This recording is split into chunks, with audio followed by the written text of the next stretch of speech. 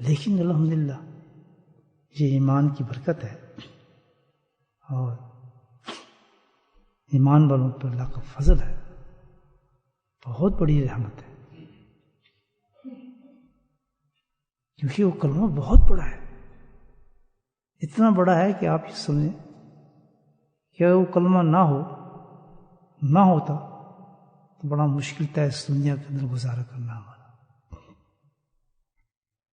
اس کلمہ جو ہے بہت بڑا سہارا دیتا ہے انسان کو، بہت بڑا سہارا دیتا ہے۔ بتائیں ذرا کون سا ہو سکتا ہے وہ؟ ہر آدمی بولتا ہے وہ، اور کس وقت بولتا ہے دیکھیں آپ، مصیبت کے وقت، پریشانی کے وقت، حادثہ کے وقت، موت کے وقت، یعنی کسی کو آپ پریشان دیکھتا ہے کوئی تو اس وقت وہ کلمہ بولتا ہے، کسی حادثے میں دیکھتا ہے تب بھی وہ کلمہ بولتا ہے، اور یعنی کتنی بڑا انسان کے ساتھ سخت سے سخت بیماری ہو جائے تو دوسرا جو اس کو دیکھنے جائے کہ بیٹھے گا تب بھی وہ کلمہ بولتا ہے۔ بتائیں وہ کون سا کلمہ ہے؟ صبر کرو بھائی صبر، سبحان اللہ۔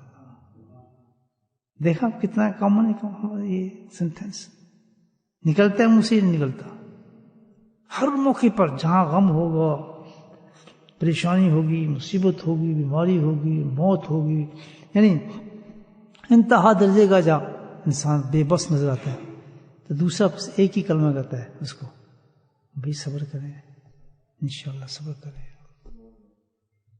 جو لوگ صبر کرتے ہیں اللہ سبحانہ تعالیٰ آخرت میں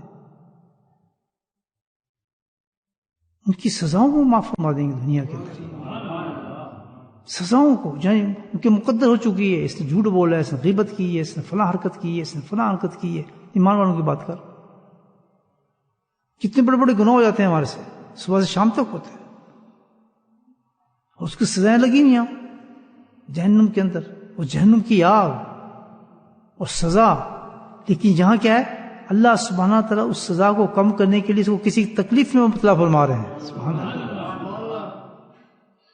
اس کو کسی تکلیف میں مبتلا فرما رہے ہیں، اس کو پتہ نہیں ہے، اور لیکن کہلوا بھی دیں گے صبر کریے، سبحان اللہ، اس کو ایک تکلیف میں مبتلا کر دیا، اور صبر کرنے پر اس کو صبر کر رہا ہے، اس پر صبر کرے گا تو کیا انعام ملے گا صبر کرنے پر؟ کہ اتنا بڑا انعام ہے کہ جس وقت انسان جائے گا تو اس وقت اس کو پتہ چلے گا یار یہ میری صبر کرنے کی وجہ سے یہ اللہ تعالیٰ نے میری یہ عذاب ختم کر دیے، میرے یہ سزائیں ہو چکی تھیں مجھ کو۔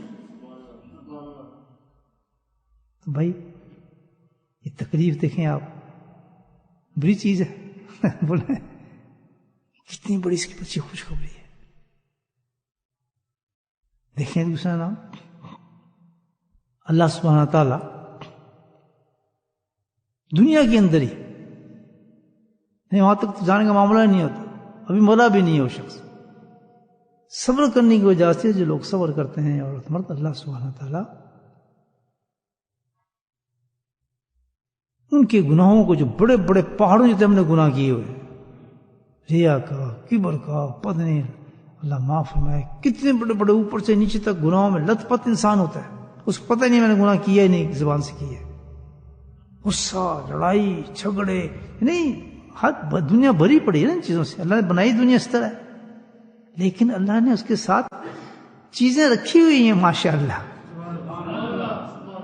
ہر چیز جو رکھی ہے اس کے لیے آخرت کا انجام بہت اونچا رکھا ہے اللہ پاک نے، بے فائدہ کوئی چیز نہیں بنائی۔ ہم تو سمجھتے ہیں تکلیفیں ویسی بن گئی ہیں، مصیبتیں ویسی بن گئی ہیں، تو جو پہاڑ اتنے گناہ ہمارے سروں پر ہوتے ہیں ہم نہیں سمجھتے کتنے گناہ ہیں، تو اللہ تعالیٰ پھر کیا کرتا ہے، پھر کسی تکلیف میں مبتلا فرما دیتا ہے انسان،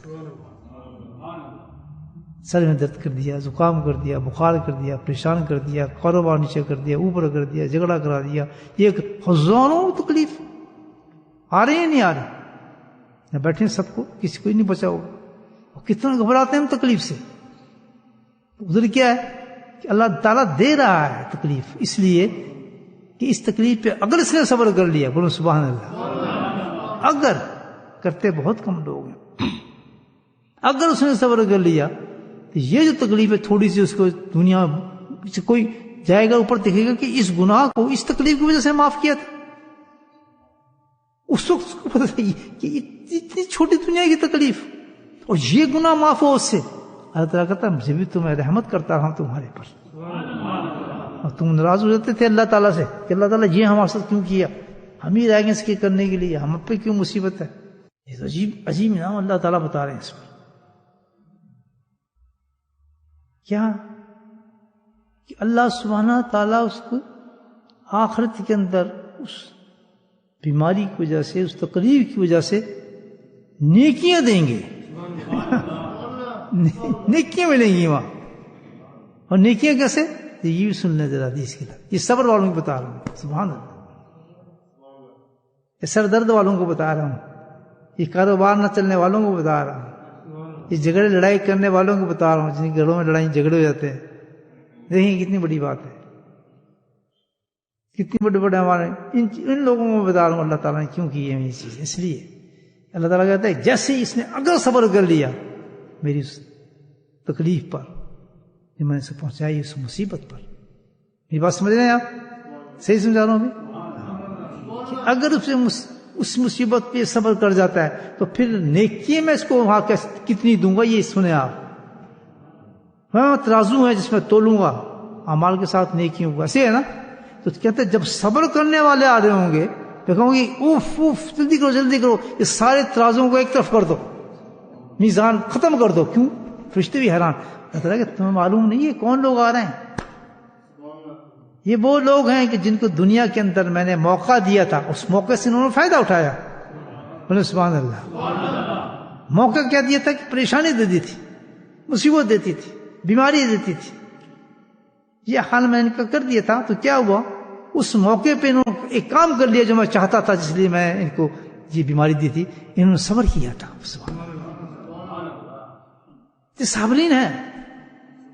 تو ان کا کیا کریں, فرشتے کہیں کہ ان کا کہ یہ کرو کہ ترازو میں بند کر دو, بے حساب جنت میں جانے دو ان کو. کیا ہوا کہ میری مرضی کے مطابق یہ کام کیے نہیں ہوا.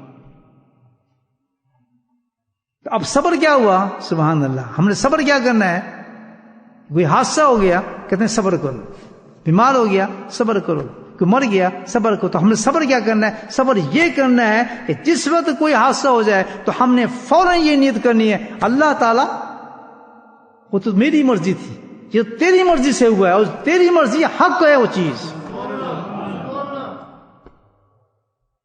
تیری مرضی میری مرضی بہت افضل چیز ہے. جو تو نے کیا بالکل سچ کیا ہے. ایسی ٹھیک ہے میری شادی نہیں ہوئی, صحیح بات ہے. ٹھیک ہے میرے بچہ نہیں ہوا, صحیح بات ہے, کیونکہ تیری مرضی افضل ہے.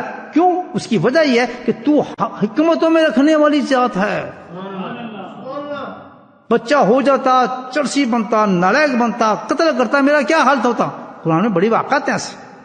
تو میں اپنی مرضی کو تیری مرضی پہ ڈالتا ہوں. میں متفق ہوں, میں راضی ہو گیا تیرے فعل سے. ہاں دیکھیں کیا پوائنٹ ہے, میں راضی ہو گیا تیرے فعل سے. تو نے صحیح کیا بالکل. بچہ مر رہا ہے اور وہ راضی ہو رہا ہے, نیت کر رہا ہے کہ مار تو دیا تو نے, بشریت ہے میرے اندر, تقاضا ہے, میں روؤں, سب کچھ آنسو بھی نکلا ہے, لیکن میں راضی ہوں رب تیرے سے کہ تو نے فیصلہ بڑا اچھا کیا, ورنہ کل میرے ساتھ کیا ہوتا. پہلی چیز سمجھ آ گئی, کیا کرنا ہے کہ راضی با, میری مرضی نہیں, مرضی تیری ہے. اور اس کے ساتھ ٹاپ آف ٹاپ اللہ نے جو کیا, وَاسْتَعِينُوا بِالصَّبْرِ وَالصَّلَاةِ. سبحان اللہ. صبر تو لے تو, لیکن دوسری چیز زبردست یہ کرنی ہے کہ فوراً 2 رکعت نفل پڑھ لے کے کہیں شیطان مجھے وسوسہ نہ ڈال دے میرے ذہن کے اندر. شیطان وسوسہ نہ ڈال دے, کوئی پریشانی نہ ڈال دے, کوئی ایسی کلمہ میرے منہ سے نکال دے اللہ کے خلاف, اللہ کی شریعت کے خلاف. مجھے گھیرا ہے, مجھے ترقی کے لیے گھیرا اللہ تعالیٰ نے, تو مجھے فوراً یہ کر کے میں راضی ہوں اس سے, اور فوراً 2 رکعت نماز پڑھے کہ اللہ تعالیٰ میں راضی ہوں تیری سزا سے, تو بھی میں خوش ہوں, تو بھی مجھ سے خوش ہو جا, تو بھی مجھ سے راضی ہو جا. سبحان اللہ. تیسری چیز جو سب سے ٹاپ چیز ہے صبر کی, یہ سب سے ٹاپ چیز ہے, وہ کیا؟ رجوع اللہ, جس کو کہا جاتا ہے ذکر اللہ. اب یہ میں نہیں کہہ رہا، تھانی فرما رہے ہیں کہ ایک قول مجھے یاد آ رہا ہے، حضرت کی مجلس میں سنی تھی یہ بات. کیا حضرت فرماتے تھے تھانی رحمت، ہمارے تو عاشق تھے نا حضرت تھانی رحمت اللہ کے، تو کہتے تھے کہ میں قول پیش کرتا ہوں حضرت کا کہ سب سے اعظم چیز جو ہے صبر کے لیے، سب سے اعظم چیز، اس کے بغیر صبر مکمل نہیں ہوتا، وہ ذکر اللہ ہے.